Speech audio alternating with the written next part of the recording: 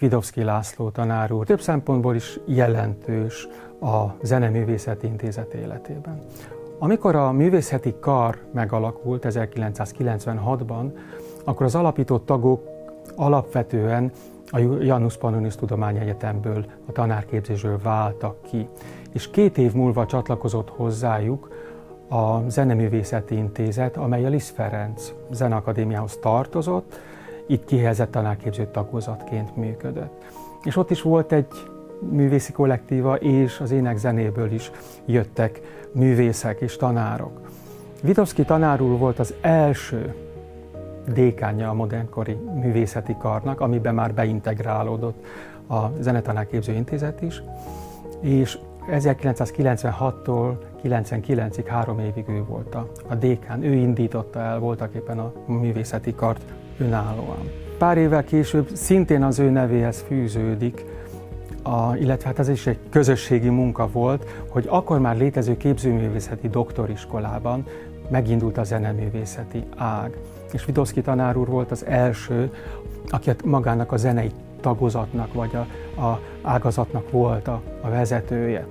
Szintén amíg nyugdíjba nem vonult, illetve hát professzor emeritus lett. Az ő munkássága elsősorban alkotóművészet volt.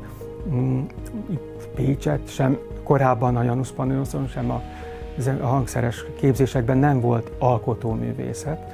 Ő is zeneelméletet, alapvető zeneszerzést, ellenpontot tanított, akusztikát tanított, és hát nehévhez fűződik még a zenei médiaművészet alapszaknak is az elindítása az országban elsőként.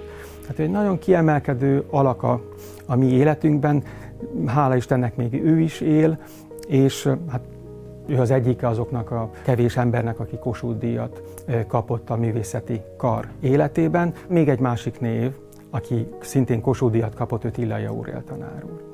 Ugye Vidovszky tanár úr Békéscsabán született, és úgy aztán Zeneakadémián tanította az ottani tanárképzőben, a Semmelweis utcában, és 1984-ben került Pécsre. Tillai tanár úr viszont itt is született, és amikor elvégezte a tanítóképzőt itt Pécsett, 1952-ben, onnantól kezdve tanít a tanítóképzőben és az összes jogutódjában, és ő 2000-ben ment aztán nyugdíjba professzor emeritusként, ő még mai napig tanít nálunk, és ő is Kossuth-díjas lett most 2016-ban.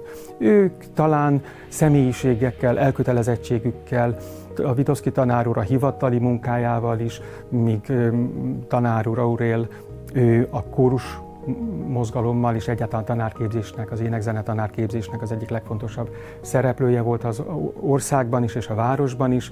Ő kiemelten ugye a Nevelőkháza kórusát vezette, de hát más meccsekórust is vezette, de a Nevelőkháza kórusának még mindig karnagya, és hát elképesztő mennyiségű díjat nyertek, ő maga is számos kitüntetésben részesült, ugyanúgy mind a ketten pro civitate díjasok, tehát Pécshez erősen kötődő munkásságuk van.